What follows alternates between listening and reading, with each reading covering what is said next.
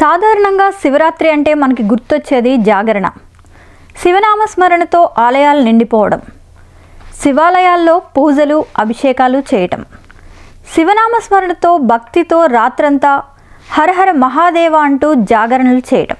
కానీ విశాఖలో మాత్రం ఆలయాలతో పాటు శ్మశాన వాటిక కూడా హరహర మహాదేవ శంభో శంకర అంటూ అర్ధరాత్రి హాహాకారాలు చేస్తోంది. అక్కడున్న శివుని విగ్రహం పంచాభిషేకాలతో, భస్మాభిషేకాలతో, డమరుక ధ్వనితో, కాశీ నుంచి వచ్చిన అఘోర సాధువులతో పూజలు అందుకుంటోంది. చనిపోయిన వారి ఆత్మలు లేచి చూసేలా నగరంలోని హిజ్రాల నాట్యంతో కోలాహలమవుతోంది. అంత చీకట్లో మహాశివుని విగ్రహం చుట్టూ విద్యుత్ దీపాల వెలుగులో అభిషేకాలు చేసే అఘోరాల మెడలో పుర్రెల దండ, ఆ చుట్టూ తిరుగుతూ నాట్యం చేసే హిజ్రాలు. సాధారణ శివుని పూజలకు ఆ ప్రాంతం పూర్తి భిన్నం. అలాంటి ప్రాంతంలో అక్కడ హిజ్రాలు మరియు అఘోరాతో మా ప్రతినిధి chit chat. Welcome to VST channel. నేను కృష్ణకుమార్. ఈరోజు శివరాత్రి సందర్భంగా ఎన్నో దేవాలయాల్లో పూజలు చేయటం అనేది మనం గమనిస్తూ ఉన్నాం.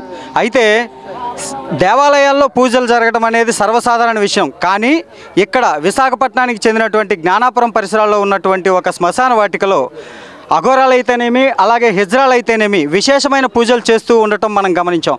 అందుకు అసలు శివరాత్రి అర్ధరాత్రిన ఈ పూజలు ఎందుకు చేస్తున్నారు, దీనివల్ల వచ్చే ఫలితం ఏంటి అనేది మనకి హిజ్రాల సంఘ నాయకుడు ఉన్నారు ఎల్లాజీ, ఆయన అడిగి తెలుసుకునే ప్రయత్నం చేద్దాం. ఎల్లాజీ గారు నమస్తే అండి. ఈ టైంలో ఇక్కడ శివరాత్రి అర్ధరాత్రి ఇక్కడ పూజలు చేయటం వల్ల వచ్చే ప్రయోజనం ఏంటండి? ప్రయోజనం అంటే సార్, ప్రతి శివాలయంలో ప్రతి దుర్గమ్మ గుడిలో అనేది ఇక్కడ పంతులు గారు ఉంటారు. నైవేద్యం టైంకి 12 గంటలకు నైవేద్యం పెడతారు, స్నానం చేస్తారు, పాలాభిషేకం చేస్తారు, రుద్రాభిషేకం చేస్తారు. శ్మశానంలో శివయ్య మనం ఖాళీ బూడితో అలా ఉండిపోతాడు. కానీ నా కళ్ళలోకి వచ్చి అని చెప్పిన తర్వాత నేను రోజు స్నానపానం చేసి సోమవారం అమావాస్యకి నైవేద్యాలు పెడుతూ బాగా పాలాభిషేకం అన్నీ చేసి బాగా అలంకరించి ఆయన పూజలు చేయడం మొదలైంది. తర్వాత నాకు కూడా చాలా కేసులు, అంటే మీ కేసుల గురించి కూడా నేను మాట్లాడతాను. అయితే ప్రత్యేకించి హిజ్రాలు లేదా అఘోరా వీళ్ళు మాత్రమే ఈ శివరాత్రి అర్ధరాత్రి వరకు ఎందుకు ఇక్కడ పూజలు చేస్తున్నారు? మీరు దేవాలయానికి వెళ్ళి పూజలు చేయకపోవడానికి కారణం ఏంటి? కారణం అంటే తనకి నైవేద్యం పెట్టిన దాతలు ఎవరు లేరండి. అక్కడ అందరూ వెళ్ళి పెడతారు. ఆడమాగ అందరూ శివరాత్రి జాతర చేసుకుంటారు, తెల్లవారు స్నానాలు చేస్తారు, గుడ్లకి వెళ్తారు, నైవేద్యాలు పెడతారు. కానీ ఒక సుస్థానాలు ప్రతి కాటికాపరిగా ఉంటాడు శివయ్య.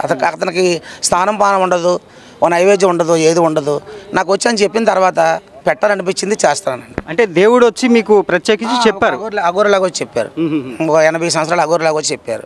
చెప్పిన తర్వాత నుంచి మీరు మొదలుపెట్టారు. అదే క్రమంలో ఇందాక మనం హిజ్రాల పూజ చూసాం కదా, అదేవిధంగా ఇక్కడ అర్ధరాత్రి అఘోరా వచ్చారు కాశీ నుంచి. ఆ కాశీ నుంచి వచ్చినటువంటి అఘోరా కూడా ఇదే క్షేత్రంలో, అంటే శివుడికి ఎదురుగా ఉన్నటువంటి ఏదైతే శ్మశాన వాటిక ఉందో ఆ శ్మశాన వాటికలో కూర్చొని పూజలు చేయడం జరుగుతుంది. అయితే ఎందుకు ఈ పూజలు చేస్తున్నారు శివరాత్రి రోజున, దీనివల్ల వచ్చే ఫలితం ఎలా ఉండబోతోంది అని చెప్పి మనం ఒకసారి ఆయన అడిగి తెలుసుకునే ప్రయత్నం చేద్దాం. స్వామి నమస్తే. స్వామి మీ పేరు? అభిరామ్. స్వామి మీరు కాశీ నుంచి ఇక్కడికి వచ్చారు. మామూలుగా అంటే మీరు కాశీలో ఉంటారా, లేకపోతే ఇక్కడి నుంచి కాశీ వెళ్ళి మళ్ళీ అక్కడి నుంచి వస్తూ ఉంటారా? నేను కాశీలో ఎక్కువగా ఉంటాను. ఇక్కడి నుంచి కాశీ వెళ్తూ కాశీలో ఎక్కువగా నేను ఉంటూ మళ్ళీ ఇక్కడికి వస్తుంటాను. అంటే మీ స్వగ్రామం స్వామి? స్వర్గమ్మం ఇక్కడే వైజాగ్ నుంచి కాశీ వెళ్ళిపోయారు. అయితే శివుడి మీద మీకు అంత భక్తి ఎందుకు కలిగిందంటారు? శివుడి మీద భక్తి అంటే ఎక్కడెక్కడో అన్నీ, అంటే శివయ్య అనేది వేరే వేరే దేవతలు, ఏవో దేవతలు ఎక్కడెక్కడో ఉంటారు. కానీ శివయ్య మనం మనుషులు మరణించిన తర్వాత కూడా ఆయన ఉంటాడనే భావంతో ఆయన మీద నాకు. అయితే మీరు ఎన్ని ఏళ్ల వయసులోనే మీరు అఘోరాగా మారారు స్వామి? మీకు అఘోరా ఈ సన్యాసం తీసుకునేసరికి మీకు ఎన్ని ఏళ్ళ వయసు ఉండొచ్చు? నెలలు కాదు, సంవత్సరాలే. సంవత్సరాలు ఉంటుంది, ఒక 17-20 ఏళ్ళ వయసు నుంచి అఘోరాగా మారారు. అయితే మీరు దీంతో పాటు భవానీమాల కూడా వేస్తూ ఉంటారని మేము విన్నాం స్వామి.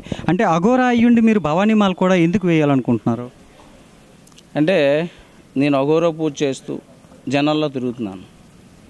అంటే నేను కపాలమాల ధరిస్తాను, శితభస్మేమో పూసుకుంటాను, శ్మశానంలో పూజ చేస్తాను అని చెప్పకుండా ఉండడానికి భవానీమాల. అంటే మేము నమ్మేది ఆ పార్వతీ పరమేశ్వరులు కాబట్టి అమ్మను కూడా మేము ఆరాధించాలి. కాబట్టి నవరాత్రి సమయంలో మేము అమ్మవారు ఎర్ర వస్త్రం ధరిస్తూ అమ్మవారు కూడా మేము చండీ కాకుండా భద్రకాళి ఖాళీనే నవరాత్రుల్లో కూడా నేను ఖాళీని పెట్టి ఉపాసికన నవరాత్రులు చేస్తుంటాను.